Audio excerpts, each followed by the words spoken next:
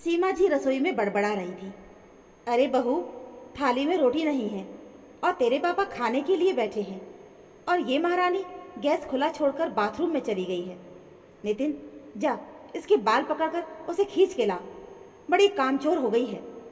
नितिन, जो अपनी माँ की बातों से परेशान था, गुस्से में बाथरूम का दरवाज़ा खटखटाता है, लेकिन अंदर से आ रही उल्टियों की आवाज़ सुनकर वो घबरा जाता है।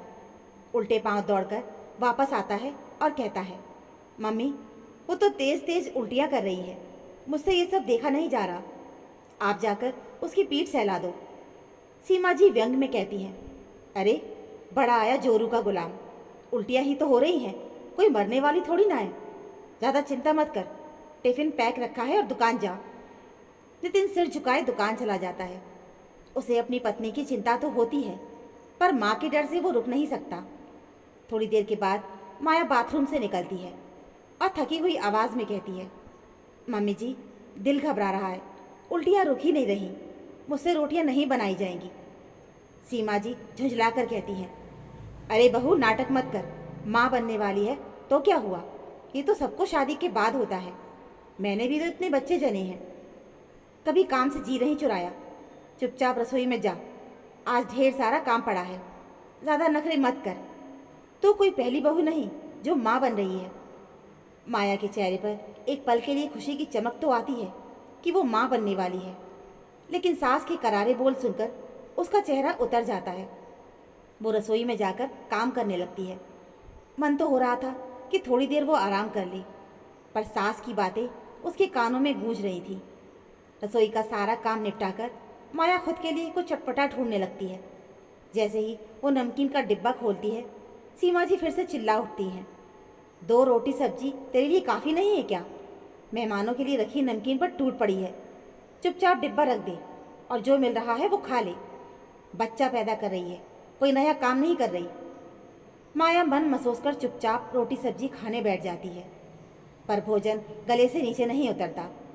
माया काम निपटाकर अपना आराम करने के लिए चली जाती है। शाम को माया नितिन को फ़ोन करके खुशखबरी देती है कि वो माँ बनने वाली है और उसे गाजर का हलवा लाने के लिए कहती है।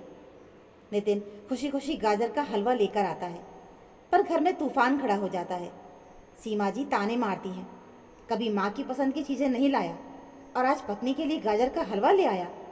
तेरी पत्नी ने तो अभी बच्चा पैदा ही नहीं किया और मैंने तुझे जन्म देकर इतना बड़ा भी कर दिया। समय बीतता गया और माया की तबीयत दिन पर दिन बिगड़ने लगती है। तीसरे महीने डॉक्टर ने उसकी जांच करवाई और बताया कि उसका हीमोग्लोबिन बहुत कम है, इसलिए उसके लिए आराम बहुत ज़रूरी है। पर सीमा जी के लिए ये सब बेमतलब था। दोनों टाइम 4-4 रोटियां खा लेती है, फिर कैसी कमजोरी? सीमा जी ने कहा। ताने और काम के बोझ से माया की हालत बिगड़ने लगती है। 7वां महीना लगते लगते माया के पैरों में सूजन आ गई थी, पर फिर भी सास की अपेक्षाओं पर खरा उतरना ही पड़ता था। एक दिन सुबह माया की तबीयत इतनी बिगड़ गई कि वो समय पर उठ ही नहीं पाई। सीमा जी दरवाज़ा पीटते हुए चिल्लाई, बहू उठ, तेरे ससुर जी चाय के लिए बैठे हैं। उस दिन ना जाने माया में कहाँ से हिम्मत आ गई। उसने कहा, मम्मी जी, मेरी तबीयत ठीक नहीं है, बहुत थकान लग रही है, आज आप ही चाय बना लीजिए। ये सुनते ही सीमा जी भड़क गई, तेरी हिम्मत कैसे हुई मुझे आदेश देने की?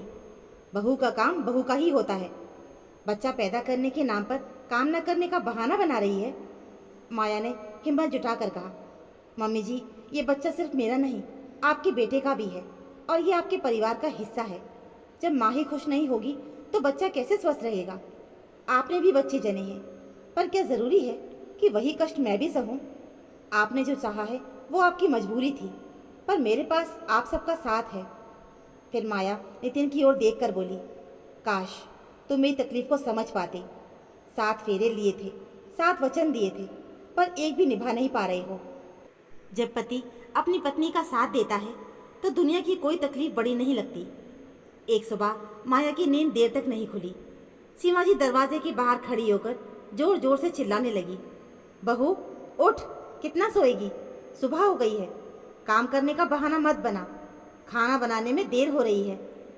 अंदर से कोई जवाब नहीं आया तो सीमा जी और गुस्से में आ गई, अरे कामचोर, कब तक सोएगी? उठती है या नहीं? मैं दरवाज़ा तोड़ दूँ। अपनी माँ की आवाज़ें सुनकर नितिन भी वहाँ आ गया। उसे माया की चुप्पी पर चिंता होने लगी।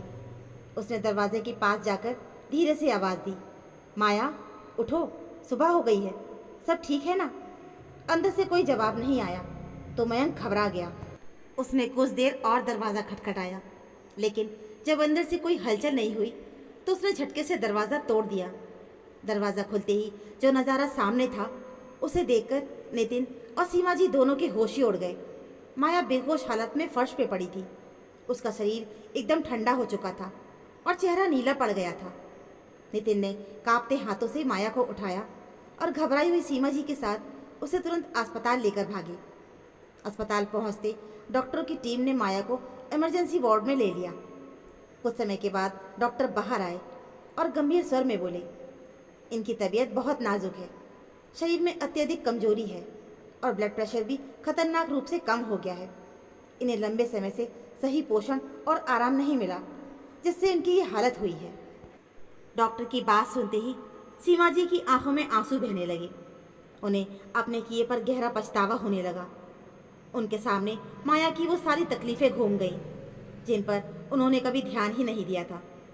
सीमा जी रोते हुए डॉक्टर के सामने हाथ जोड़कर बोली, डॉक्टर साहब, मेरी बहू को बचा लीजिए, मुझसे बहुत बड़ी गलती हो गई है।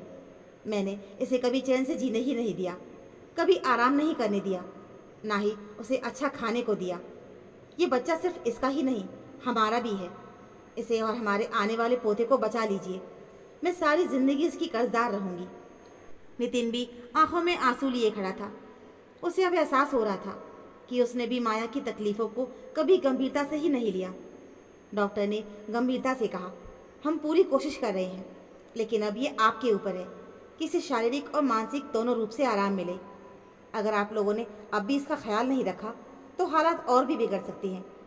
सीमा जी और नितिन दोनों ने एक दूसरे की तरफ देखा और मन ही मन ठान लिया कि अब माया को वो स्नेह और सम्मान मिलेगा जिसकी वो हकदार है। माया के हालात धीरे धीरे सुधरने लगे, लेकिन इस घटना ने सबके दिलों में एक गहरी छाप छोड़ दी। अब सीमा जी बहू को बेटी की तरह मानने लगी और नितिन भी अपनी जिम्मेदारी समझकर माया का हर कदम पर साथ देने लगा। हर सास को अपनी बहू को बेटी की तरह मानना चाहिए, उसके दुख दर्द को समझना चाहिए। उसी तरह हर बहू को अपनी सास को माँ का स्थान देना चाहिए और उनका सम्मान करना चाहिए।